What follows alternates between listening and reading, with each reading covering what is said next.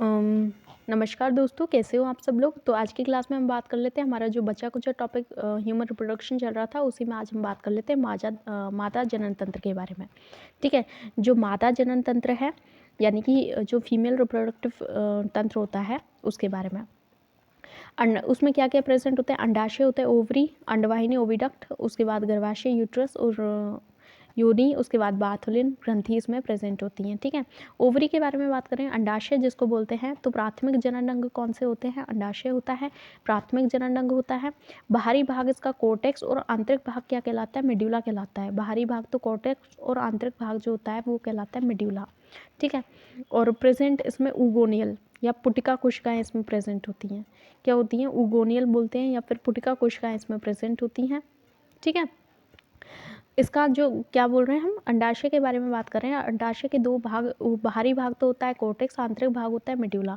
बाहरी भाग कोर्टेक्स जो होता है उसमें उगोनियल प्रेजेंट होते हैं, पुटिका कोशिकाएं इसमें प्रेजेंट होती हैं। भ्रूणावस्था में ये इंपॉर्टेंट होता है। प्राथमिक अवस्था में माइटोसिस होता है, फिर बंद हो जाता है। पुबर्टी के बाद प्राथमिक ओसाइट, देखो इसमें कोर्टेक्स भाग में क्या होती हैं? उगोनियल प्रेजेंट होती हैं, पुटिका कोशिकाएं उसमें उपस्थित होती हैं भ्रूणावस्था में। लेकिन इसकी जो प्रारंभिक अवस्था होती है, भ्रूणावस्था की प्रारंभिक अवस्था में माइटोसिस होता है। ठीक है। भ्रूणावस्था में पुटिका कोशिकाएं इसमें प्रेजेंट होती हैं, लेकिन इसकी जो प्रारंभिक अवस्था होती है उसमें फिर माइटोसिस बंद हो जाता है भ्रूणावस्था में। और फिर आफ्टर पुबर्टी, यानी कि 10-12-15 साल का जब बच्चा हो जाता है, 12-13 साल का, तो पुबर्टी के बाद पुबर्टी आती है, और पुबर्टी के बाद फिर प्राथमिक ओसाइट जो होती है, ये जो प्राथमिक ओसाइट होती है वो सेकेंडरी ओसाइट में बदल जाती है। इसमें फर्स्ट मियोटिक विभाजन पूर्ण होता है और उससे सेकेंडरी ओसाइट बनता है और फर्स्ट पोलर बॉडी बनते हैं। यानी कि जो प्राथमिक ओसाइट होता है उससे फर्स्ट मियोटिक विभाजन होता है। किसमें के बारे में बात कर रहे हैं हम? मादा के बारे में बात कर रहे हैं। पुबर्टी आने के बाद, पुबर्टी आने से पहले भ्रूणावस्था में पुटिक कोशिकाएं तो प्रेजेंट होती हैं, लेकिन वो धीरे धीरे क्या हो जाती है? माइटोसिस होना फिर बंद हो जाता है। माइटोसिस कब होता है? पुबर्टी के बाद। प्राथमिक जो ओसाइट होती है उसमें क्या होता है? सेकेंडरी ओसाइट में वो बदलती है, फर्स्ट मियोटिक विभाजन, इसमें मियोटिक विभाजन होता है, उससे सेकेंडरी ओसाइट या फिर फर्स्ट पोलर बोरी जो होते हैं वो बनते हैं। ठीक है। तो अंडाशय या ग्राफियन पुटिकाओं का बनना, देखो अंडाशय या ग्राफियन जो पुटिकाओं का बनना, देखो फॉलिकल्स के जो होते हैं वो किस तरह प्रकार से क्या पुटिकाएं बनती हैं। देखो अंडाशय का निर्माण अंडाशय के कॉर्टेक्स में उपस्थित अंडाणुजनन से होता है। किससे होता है? अंडाशय के कॉर्टेक्स में उपस्थित अंडाणुजनन से होता है, अंडाशय का निर्माण होता है। अंडाशय या ग्राफियन पुटिकाओं का बनना कैसे होता है? अंडाशय का निर्माण जो होता है वो अंडाशय के कोर्टेक्स भाग में उपस्थित अंडाणुजन कोशिकाओं से होता है। अंडाशय का जो निर्माण होता है वो अंडाशय के कोर्टेक्स भाग में उपस्थित होती हैं। कौन सी? अंडाणुजन कोशिकाएं होती है, उससे होता है, जो कि स्टोमा जो कोशिकाएं होती है उसको अंडाशय या ग्राफियन कोशिका को जन्म देती है। किसको? स्टोमा कोशिकाओं ही, जो ये स्टोमा जो किसकी? कॉर्टेक्स कोशिकाओं की जो स्टोमा सेल्स होती हैं वही अंडाशय या ग्राफियन कोशिका, अंडाशय बोल दो या फिर ग्राफियन कोशिका को क्या करती हैं? जन्म देती हैं। जो कि अंडाणु को चारों तरफ से घेर कर उसकी सुरक्षा भी करती हैं, स्टोमा सेल्स। ठीक है। oocyte तथा पुटिका कोशिका के मध्य एक आवरण बनता है और जिसको बोलते हैं जोना पेल्यूसिडा। जोना पेल्यूसिडा ये वाला आवरण होता है, जिसको ये वाला जो आवरण होता है उसको बोलते हैं जोना पेल्यूसिडा वाला आवरण। ठीक है। ये फॉलिकल है, कंप्लीट फॉलिकुलर सेल्स हैं ये वाली, और इसके ये जो oocyte होता है ये oocyte है। ठीक है। तो oocyte ये है बेसमेंट मेम्ब्रेन। ठीक है। तो oocyte और पुटिका कोशिका, जो पुटिका कोशिका है और oocyte जो है उसके मध्य में जोना पेल्यूसिडा का आवरण होता है। ये आवरण किसका होता है? जोना पेल्यूसिडा का आवरण होता है। स्टोमिनल सेल्स जो होती हैं ग्रैनुलोसा जो आवरण होता है उसको चारों तरफ से घेर करके सघन होकर के एक क्या बनाती हैं? एक स्तर बनाती हैं। ये आवरण को थीका इंटरना कहते हैं। इसको क्या बोलते हैं? थीका इंटरना बोलते हैं इसको। और इसकी कोशिकाएं एस्ट्रोजन का स्रावन करती हैं और इसकी थीका इंटरना कहते हैं। इस आवरण को क्या बोलते हैं? थीका इंटरना बोलते हैं। और इसकी कोशिकाएं एस्ट्रोजन का क्या करती है? स्रावन करती हैं।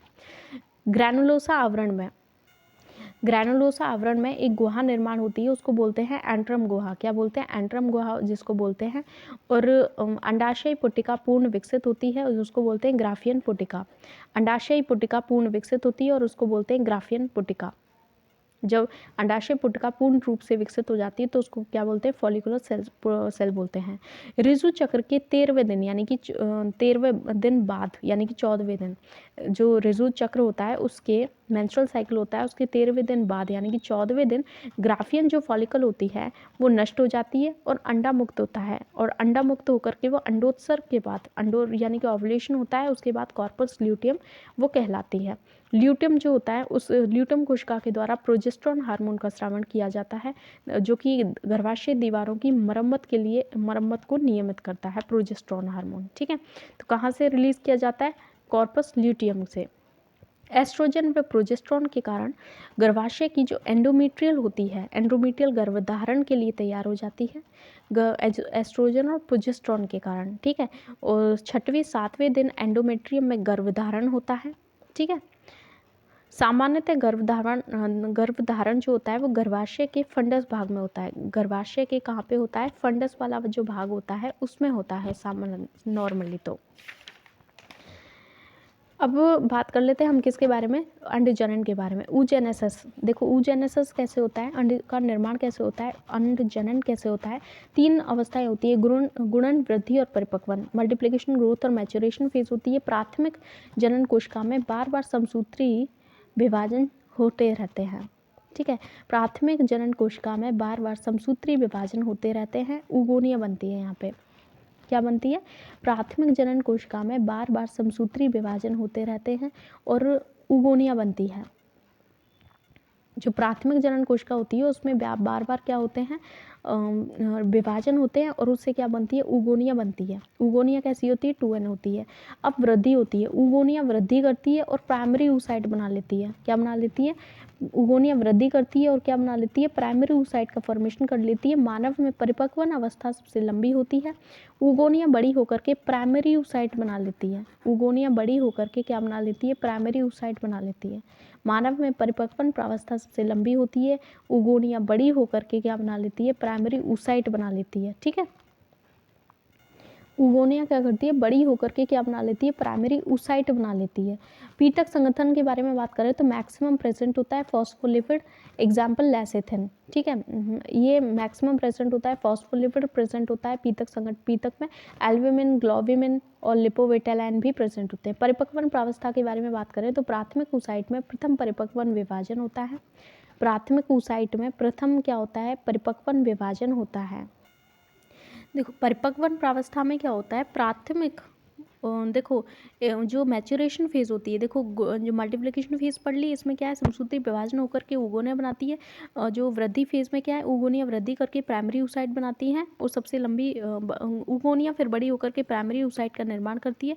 और मैच्योरेशन फेज में क्या होता है? मैच्योरेशन फेज में जो प्राइमरी oocyte है उसमें प्रथम परिपक्वन विभाजन होता है, फर्स्ट मियोसिस होता है। क्या होता है? पहला मियोसिस होता है।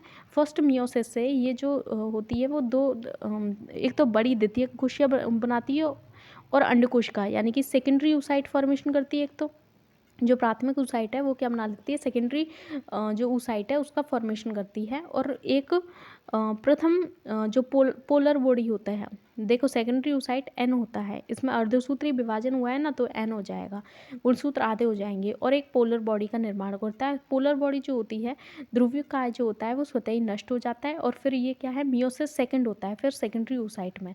वहाँ पे भी सेम ऐसे ही था, है ना? प्राइमरी oocyte बना था वहाँ पे, फिर स्पर्मेटोसाइट कुछ ऐसे बना था वहाँ पे। ठीक है, वहाँ पे क्या बना था? वहाँ पे चीज़ें जो हुई थी वहाँ पे जो बना था वो क्या बना था? स्पर्मेटोसाइट्स बने थे वहाँ पे। तो यहाँ पे बन रहे हैं क्या? सेकेंडरी oocytes यहाँ पे बन रहे हैं। वहाँ पे स्पर्मेटोसाइट्स बने थे, यहाँ पे oocytes हैं। प्राइमरी oocyte, ठीक है, प्राइमरी oocyte और फिर उसके बाद सेकेंडरी oocyte। सेकेंडरी oocyte में फिर क्या है? विभाजन होते हैं, सेकेंड मियोसिस सेकेंड होता है। वहाँ पे भी सेम प्रोसेस हो रही थी। वहाँ पे भी सेकेंडरी जो स्पर्मेटोसाइट था वहाँ पे भी मियोसिस सेकंड से एक तो यहाँ पे क्या है, यहाँ पे सेकंड पोलर बॉडी बनती है और एक एग बनता है, यानी कि अंडा बनता है एक तो, और एक सेकंड पोलर बॉडी बनती है मियोसिस सेकंड से यहाँ पे।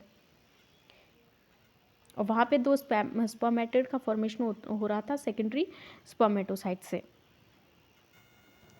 अंडाणु अंडाशय के बाहरी भाग कॉर्टेक्स में उपस्थित होते हैं। जो अंडाणु होते हैं वो अंडाशय का जो बाहरी भाग होता है कॉर्टेक्स, उसमें उपस्थित होते हैं अंडाणु। प्राथमिक शुक्राणु मात्र कोशिका 4 स्पर्मेटोजोआ निर्मित करती है, जबकि प्राथमिक अंड कोशिका केवल एक अंडा फॉर्मेशन करती है। प्राथमिक शुक्राणु मात्र कोशिका 4 स्पर्मेटोजोआ निर्मित करती है। अंडाणु अंडाशय के बाहरी भाग कॉर्टेक्स में उपस्थित होते हैं। प्राथमिक शुक्राणु मात्र कोशिका 4 स्पर्मेटोजोआ निर्मित करती है। क्या करती है? 4 स्पर्मेटोजोआ निर्मित करती है, जबकि प्राथमिक अंड कोशिका केवल एक अंडा का फॉर्मेशन करती है। ठीक है, प्राथमिक शुक्राणु मात्र कोशिका 4 स्पर्मेटोजोआ का निर्मित करती है। ठीक है, जो प्राइमरी शुक्राणु मात्र कोशिका है वो 4 स्पर्मेटोजोआ का निर्माण करती है, जबकि वहाँ पे 4 स्पर्मेटोजोआ बनते हैं शुक्राणु मात्र कोशिका से, लेकिन प्राथमिक अंड कोशिका से केवल एक अंडा का फॉर्मेशन होता है। यहाँ पे एक ही अंडा बन रहा है ना, ऐसे। ठीक है, अब अंडवाहिनी के बारे में बात कर लें तो जो ये भ्रूण की मुलेरियन डक्ट से उत्पन्न होती है। देखो, प्राथमिक जनन अंग तो ओवरी होती है, लेकिन और भी जो द्वितीयक जनन अंग होते हैं उसमें एक तो है अंडवाहिनी या कि ओविडक्ट। भ्रूण की मुलेरियन डक्ट से उत्पन्न होती है। प्रारंभिक सिरा कीपनुमा होता है और उसको बोलते हैं इन्फंडिबुलम। क्या बोलते हैं? इन्फंडिबुलम बोलते हैं उसको। इन्फंडिबुलम होता है, प्राथमिक सिरा कीपनुमा होता है जिसको इन्फंडिबुलम बोलते हैं। फेलोपियन ट्यूब का मध्य भाग एम्पुला होता है। फेलोपियन जो ट्यूब होता है उसका मध्य भाग क्या होता है? एम्पुला होता है, और ये पतली दीवार वाला होता है। इसी में निषेचन की क्रिया होती है। फेलोपियन ट्यूब का मध्य भाग जो होता है वो होता है एम्पुला, और ये पतली दीवार वाला होता है। इसी में निषेचन की क्रिया होती है, और पतली दीवार वाला होता है, और इसी में क्या होती है? निषेचन की जो क्रिया होती है वो इसी में होती है। गर्भाशय के बारे में बात करें, यूट्रस जो होता है मनुष्य में सिंप्लेक्स प्रकार का गर्भाशय पाया जाता है। कैसा प्रकार है? सिंप्लेक्स। मनुष्य का जो गर्भाशय है वो कैसा है? सिंप्लेक्स प्रकार का गर्भाशय पाया जाता है।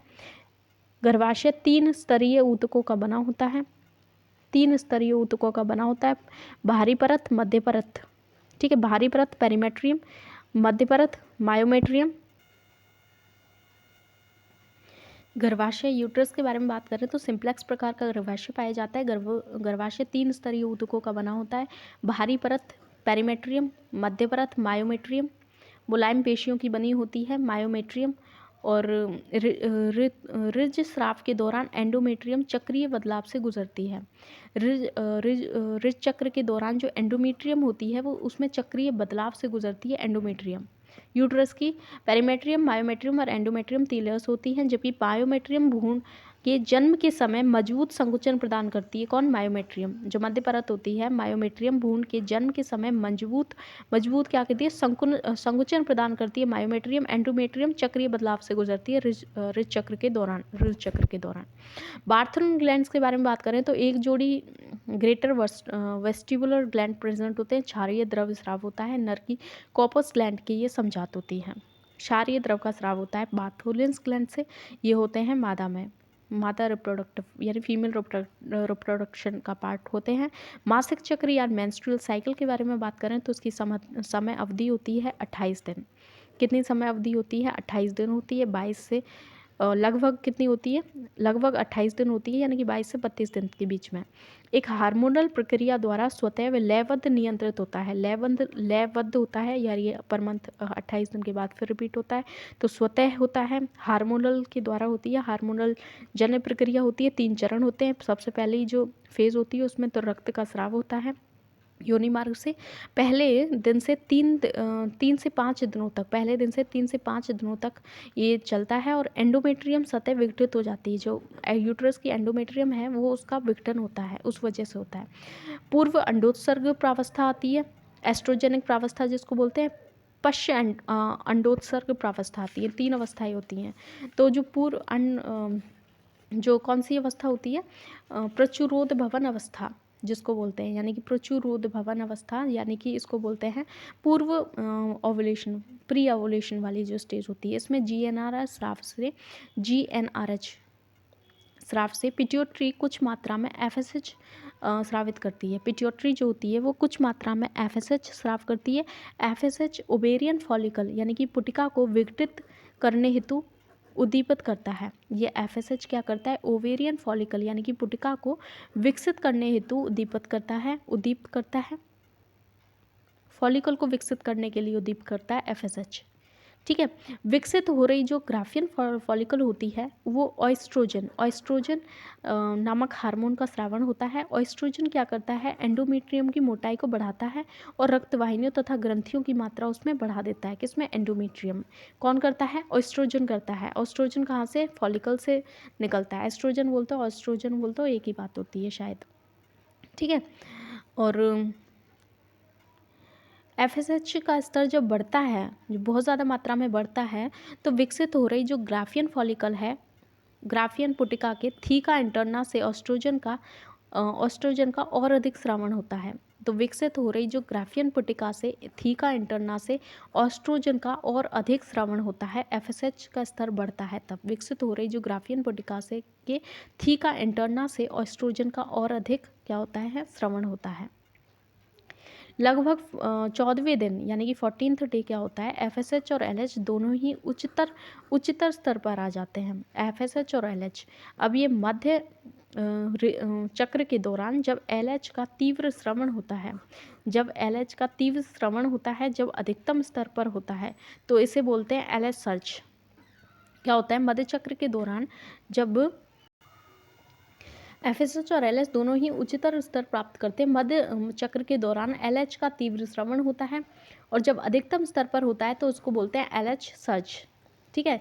जो कि ग्राफियन फॉलिकल को फटने के लिए प्रेरित करता है, जो कि ग्राफियन फॉलिकल को फटने के लिए क्या करता है? प्रेरित करता है। कौन? LH surge. एलएच जो होता है ग्राफियन फॉलिकल को फटने के लिए क्या करता है? प्रेरित करता है और ओव्यूलेशन में हेल्पफुल होता है। ठीक है। ओवुलेशन में हेल्प करता है एलएच। फिर होता है सेक्रेटरी फेज बोलते हैं जिसको, पश्च अंडोत्सर्ग जिसको बोलते हैं, प्री और पोस्ट ओवुलेशन जो घटनाएं होती हैं अंडोत्सर्ग के पश्चात, खंडित जो ग्राफियन फॉलिकल होती है, ग्राफियन फॉलिकल फट जाती है यानी कि खंडित ग्राफियन फॉलिकल कॉर्पस ल्यूटियम में परिवर्तित हो जाती है और इसके थीका सेल्स में, यानी कि जो कॉर्पस ल्यूटियम है उसके थीका सेल्स में पीले रंग का कोर्टिन। पश्च अंडोत्सर्ग के बारे में बात करें तो इसमें खंडित जो ग्राफियन फॉलिकल होती है वो कॉर्पस ल्यूटियम में परिवर्तित हो जाती है और थीका सेल्स में पीले रंग का कैरोटिन और ल्यूटिन होता है पीले रंग का। कॉर्पस ल्यूटियम से प्रोजेस्टेरॉन हार्मोन स्रावण होता है। जो कॉर्पस ल्यूटियम होती है, जो कॉर्पस ल्यूटियम बनी है उससे प्रोजेस्टेरॉन हार्मोन स्रावण होता है जो कि गर्भाशय के एंडोमेट्रियम को भ्रूण आरोपण हेतु तैयार करता है। गर्भाशय भित्ति में क्या है? संकुचन भी क्या है? ये रोकता है क्या? प्रोजेस्टेरॉन। संकुचन को कौन रोकता है? प्रोजेस्टेरॉन रोकता है। ठीक है। प्रोजेस्टेरॉन के बारे में बात करें तो प्रेगनेंसी हार्मोन जिसको कहते हैं। ठीक है। और गर्भाशय के चौथे महीने में के पश्चात प्रोजेस्टेरॉन स्तर क्या होता है? बढ़ता जाता है। 4th माह के पश्चात, गर्भाशय के 4th माह के पश्चात प्रोजेस्टेरॉन का जो स्तर, चौथे महीने के पश्चात प्रोजेस्टेरॉन का स्तर बढ़ता जाता है और अपरा पूर्ण रूप से विकसित हो चुकी होती है। प्रोजेस्टेरॉन का स्तर बढ़ता जाता है और अपरा जो होती है वो पूर्ण रूप से क्या हो जाती है? विकसित हो चुकी होती है। और अपरा जब पूर्ण रूप से विकसित हो चुकी होती है 4th महीने के बाद में, तो प्रोजेस्टेरॉन का प्रमुख स्रोत क्या होता है? प्रोजेस्टेरॉन फिर कहाँ से निकलता है? प्लेसेंटा से निकलता है। हमने 5 हार्मोन्स के बारे में बात की थी जो कि प्लेसेंटा से निकलते हैं, उसमें प्रोजेस्टेरॉन भी था। मध्य चक्र या एस्ट्रस चक्र के बारे में बात करें तो गर्भाशय और अंडाशय और गर्भाशय के क्रमिक परिवर्तन को संयुक्त रूप से मध्य चक्र या ऋतुस्राव कहते हैं। क्या बोलते हैं? मध्य चक्र बोलते हैं या ऋतुस्राव कहते हैं। ठीक है। प्राइमेट्स स्तनियों को छोड़कर के सभी स्तनियों में मध्य चक्र पाया जाता है। प्राइमेट्स को छोड़कर के बाकी सभी में मध्य चक्र पाया जाता है, एस्ट्रस साइकिल पाया जाता है। ऋतुस्राव केवल प्राइमेट्स में पाया जाता है। मेंस्ट्रुअल साइकिल ओनली प्राइमेट्स में की विशेषता होती है। नोट के बारे में बात करें तो नोट है कुछ, एस्ट्रोजन रक्त वसा स्तर को कम करता है। एस्ट्रोजन जो होता है, एस्ट्रोजन रक्त में वसा स्तर को क्या करता है? कम करता है। शायद इसीलिए महिलाओं में कोरोनरी धर्मी यानी बीमारी होने का खतरा नर की अपेक्षा कम होता है। नॉन प्रेग्नेंट जो महिला होती है, सबसे अधिक पाए जाने वाला एस्ट्रोजन कौन सा होता है? एस्ट्राडायोल, बीटा एक्स्ट्राडायोल होता है, और जो कि अंडाशय में कोलेस्ट्रॉल से संश्लेषित होता है। किससे संश्लेषित होता है? कोलेस्ट्रॉल से।